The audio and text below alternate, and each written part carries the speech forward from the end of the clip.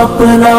بنا لیجئے، سایہ عافیت میں بسا لیجئے۔ بسم اللہ الرحمن الرحیم، الحمدللہ رب العالمین والعاقبۃ للمتقین، الصلاۃ والسلام علی اشرف الانبیاء والمرسلین، اما بعد۔ سامعین و ناظرین، وہابیوں کی بدعات کے سلسلہ کے حوالہ سے چوتھی ویڈیو ہے۔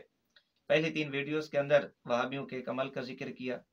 وہی عمل وہابیوں کے اصولوں کے تحت بہت بڑی بدعت قرار پایا۔ تو آج کی اس ویڈیو کے اندر بھی وہابیوں کے اسی عمل کا ذکر ہوگا، اور وہابیوں کے ایک اور اصول کے تحت جب اس عمل کو دیکھا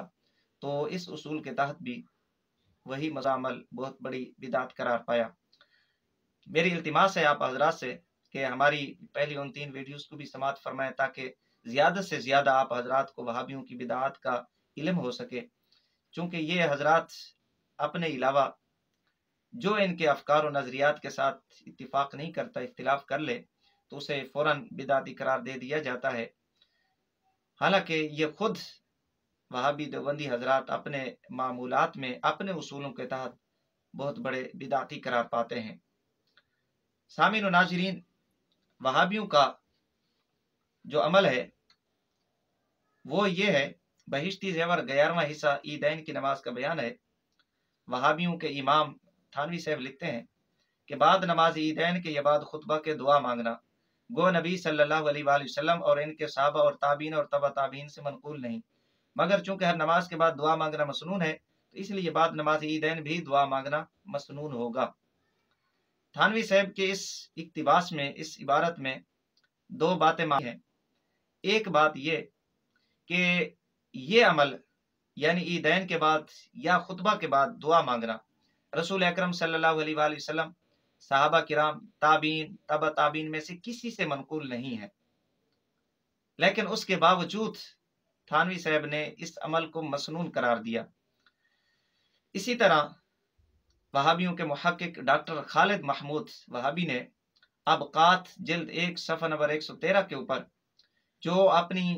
تائید کے اندر 2 فتوے نقل کیے، ایک مفتی شفیع کا فتویٰ، ایک مفتی عزیز الرحمن عثمانی دیوبندی کا فتویٰ نقل کیا۔ ان 2 فتووں کے اندر بھی اس بات کی تصریح ہے کہ کسی حدیث فعلی سے یہ عمل ثابت نہیں ہے، یعنی نہ ہی نبی علیہ السلام نے کیا، نہ ہی صحابہ کرام، نہ ہی تابعین میں سے کسی تابعی نے کیا، نہ ہی تبع تابعین میں سے کسی ایک نے یہ عمل کیا۔ اور عزیز الرحمن دیوبندی کے فتویٰ میں اس بات کی بھی تصریح موجود ہے کہ ان حضرات کے اکابر کا یہ معمول رہا ہے کہ رشید احمد گنگوئی، قاسم نانوتوی دیوبندی، یعقوب نانوتوی دیوبندی، محمود الحسن دیوبندی، یہ حضرات عیدین کے بعد اور خطبہ کے بعد دعا مانگتے رہے ہیں اور اس عمل کو باعث ثواب، باعث فضیلت بتاتے ہیں۔ یہ ان حضرات کا عمل ہے کہ عیدین کے بعد دعا مانگنا یا خطبہ کے بعد، دونوں باتیں ثابت ہو گئیں کہ نبی علیہ السلام سے بھی ثابت نہیں ہے، صحابہ کرام سے بھی ثابت نہیں ہے، تابعین سے بھی ثابت نہیں ہے، تبع تابعین سے بھی یہ عمل ثابت نہیں ہے، اور یہ بھی ثابت ہو گیا کہ ان حضرات کے اکابر یہ عمل کرتے رہے ہیں۔ رشید احمد گنگوئی، قاسم نانوتوی، یعقوب نانوتوی، محمود الحسن دیوبندی، یہ سارے حضرات عیدین کے بعد دعا مانگتے رہے ہیں، خطبے کے بعد دعا مانگتے رہے ہیں۔ تو ان کے اس عمل کو ہم انہی حضرات کے ایک اصول کے تحت دیکھتے ہیں۔ راہ سنت کتاب ہے، وہابیوں کے بہت بڑے محقق سرفراز خان صفدر دیوبندی گکھڑوی، اس کتاب کا صفحہ نمبر 93 ہے، 9 اور 3 ایک اصول نقل کیا۔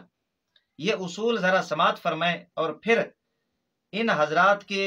اس مذکورہ عمل کو کہ عیدین کے بعد اور خطبہ کے بعد دعا مانگنا جو نہ ہی نبی علیہ السلام سے ثابت ہے، نہ ہی صحابہ کرام سے ثابت ہے، نہ ہی تابعین سے، نہ ہی تبع تابعین سے، ان کے اس عمل کو اس اصول کے تحت دیکھیں اور اندازہ کریں کہ یہ کتنے بڑے بدعتی قرار پاتے ہیں۔ وہ اصول یہ ہے، صفحہ نمبر 93 ہے، ان تمام عبارات سے یہ بات بالکل واضح ہو گئی ہے کہ باوجود محرک اور سبب کے حضرت صلی اللہ تعالی علیہ وسلم کا کسی کام کو نہ کرنا ایسا ہی سنت ہے جیسا کہ آپ کا کسی کام کو کرنا سنت ہے، اور جو شخص آپ کی اس سنت پر عمل نہیں کرتا وہ محدثین کرام کی تصریح کے مطابق بدعتی ہوگا۔ صفحہ نمبر 93۔ اصول یہ ہے کہ جو کام رسول اللہ صلی اللہ علیہ وآلہ وسلم نے کیا ہے، جیسے اس کام کو کرنا سنت ہے، اسی طرح جو کام نبی رسالت صلی اللہ علیہ وآلہ وسلم نے نہیں کیا ویسے ہی اس کام کو نہ کرنا سنت ہے۔ اب عیدین یا خطبہ کے بعد رسول اکرم صلی اللہ علیہ وآلہ وسلم نے دعا نہیں مانگی، ہاں اگر کوئی مانگی ہے تو یہ کوئی حدیث پیش کر دیں کہ رسول اللہ صلی اللہ علیہ وآلہ وسلم نے مانگی ہے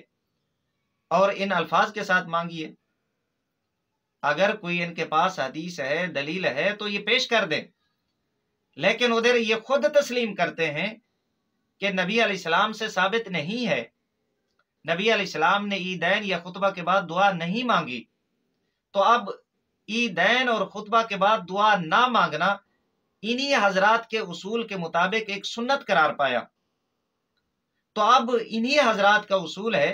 کہ جیسے نبی علیہ السلام کے کیے ہوئے کام کو کرنا سنت قرار پاتا ہے، اسی طرح نبی رسالت صلی اللہ علیہ وآلہ وسلم کے نہ کیے ہوئے کام کو نہ کرنا بھی سنت قرار پاتا ہے۔ تو اب انہیں چاہیے تھا کہ جیسے نبی علیہ السلام نے عیدین کے بعد یا خطبہ کے بعد دعا نہیں مانگی، تو انہیں بھی چاہیے تھا کہ نبی علیہ السلام کی اس سنت پر عمل کرتے، عیدین اور خطبہ کے بعد دعا نہ مانگتے، جبکہ ان حضرات نے عیدین اور خطبہ کے بعد دعا مانگی ہے۔ اور یہی بات مفتی عزیز الرحمن عثمانی وہابی دیوبندی نے اس بات کو تسلیم کیا ہے فتاوی دارالعلوم دیوبند جلد 8 صفحہ نمبر 37 کے اوپر، اور یہی بات اوقات کے اندر وہابی ڈاکٹر خالد محمود نے لکھی ہے کہ ہمارے حضرات اس بات کے اوپر عمل کرتے رہے ہیں کہ وہ عیدین اور خطبہ کے بعد دعا مانگتے رہے ہیں۔ تو جب نبی علیہ السلام نے نہیں کیا تو تم کیوں کر رہے ہو؟ تمہارا ہی اصول ہے کہ جو کام نبی علیہ السلام سے ثابت نہیں ہے، نبی علیہ السلام نے نہیں کیا، اسے نہ کرنا سنت ہے، اور پھر حکم لگاتے ہیں مولوی سرفراز خان صفدر گکھڑوی خان صفدر یہ کہتا ہے کہ محدثین کرام کی تصریح کے مطابق وہ بدعتی قرار پائے گا۔ تو اب یہ حضرات وہابیوں کے اکابرین عیدین اور خطبہ کے بعد دعا مانگ کر سرفراز خان صفدر کے اصول کے مطابق بہت بڑے بدعتی قرار پاتے ہیں، اس لیے کہ ان حضرات کا ہی اصول تھا کہ جو کام نبی علیہ السلام نے نہیں کیا اسے نہ کرتے۔ اب یہ حضرات نبی علیہ السلام کے نہ کیے ہوئے کام کو کر کے اسے سر انجام دے کر سرفراز خان صفدر کے اصول کے مطابق بہت بڑے بدعتی قرار پائے۔ تو جب یہ بدعتی قرار پائے تو انہی کا ہی اصول ہے، جو بدعتی شخص ہے وہ جہنمی کتوں میں سے کتا ہے۔ کو اپنا بنا لیجئے، سایہ عافیت میں بسا